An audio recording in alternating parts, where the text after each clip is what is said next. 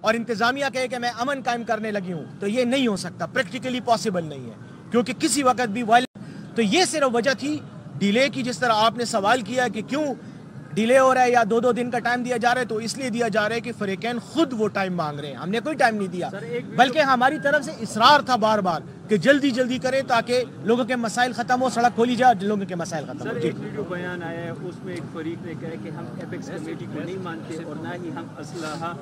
وہ فراہم کریں گے یا اسلحہ ان کو واپس دیں گے، تو اس حوالے سے بتائیے، اور ایک یہ بتائیے یہ مری معاہدہ کیوں امپلیمنٹ نہیں ہو رہا؟ دیکھیں، جہاں تک اس طرح کی ویڈیوز کا تعلق ہے میں ان پہ کوئی کمنٹ نہیں دینا چاہتا۔ آج کل سوشل میڈیا کی وجہ سے مسئلہ یہ بنا ہوا ہے کہ ہر کسی کے پاس موبائل فون ہے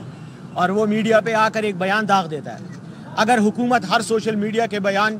کا جواب دینے لگ جائے یا وضاحتیں کرنے لگ جائیں تو ہمارے لیے اپنا کام کرنا مشکل ہو جائے گا۔ کرنے دیں، جو یہ کہہ رہے ہیں ایپیکس کمیٹی ایک اعلیٰ ترین مشاورتی اور اختیاراتی کمیٹی ہے، جس میں تمام اداروں کے، صوبائی حکومت کے، بلکہ مرکزی وفاقی حکومت کے نمائندے شامل ہوتے ہیں۔ اس بار بھی جو ایپیکس کمیٹی کا اجلاس ہوا اس میں وفاقی وزیر داخلہ موجود تھے، وفاق کا نمائندہ بھی تھا، صوبائی بھی تھے، ملٹری کے بھی تھے، سویلین بھی تھے، سب موجود تھے، الیکٹڈ نمائندے بھی موجود تھے، اور یہ ان کے اس لیول پر یہ فیصلے ہوئے ہیں، اور اس کے بعد 2 دن کے بعد صوبائی کابینہ نے بھی ان فیصلوں کی توثیق کی ہے۔ تو اس لیے یہ کہنا کہ میں ان فیصلوں کو مانتا نہیں ہوں یا میں اس کمیٹی کو جو کہتا ہے تو کہنے دیں، میں اس کے بارے میں کچھ نہیں کہہ سکتا۔ البتہ یہ فیصلہ ہے کہ انشاءاللہ دونوں فریقین اور میں آپ کو یہ یقین سے کہہ سکتا ہوں کہ کیونکہ میں اس مشاورت کا حصہ ہوں، میں ان کے ساتھ مل رہا ہوں، ان کے ساتھ میرا رابطہ ہے۔ ابھی بھی یہاں سے فارغ ہونے کے بعد آج صبح بھی میں نے ان کے ساتھ ایک جرگہ کیا ہے، اہل تشریح کے ممبران آئے تھے، ان کے ساتھ کرم کئی تھے، ان کے ساتھ میری میٹنگ ہوئی۔ ابھی تھوڑی دیر کے بعد آپ کے بعد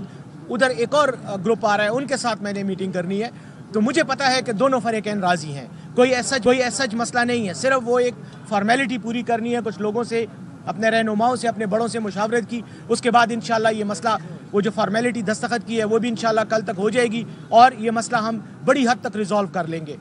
جہاں تک تعلق ہے یہ آپ نے مری معاہدہ، دیکھیں مری معاہدے پر عمل ہونا چاہیے تھا، اس میں کوئی شک نہیں ہے۔ 2008 میں یہ معاہدہ ہوا تھا اور وہ کافی تفصیلی معاہدہ تھا اور دونوں فریقین نے اس کو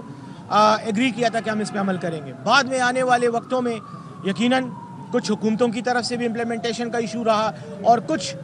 جو دونوں فریق تھے ان میں سے بھی بعض کو بعد میں تحفظات پیدا ہوئے، جو طریقہ کار متعین تھا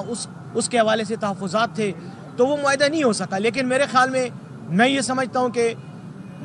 مری معاہدے کو رونے کی بجائے یقیناً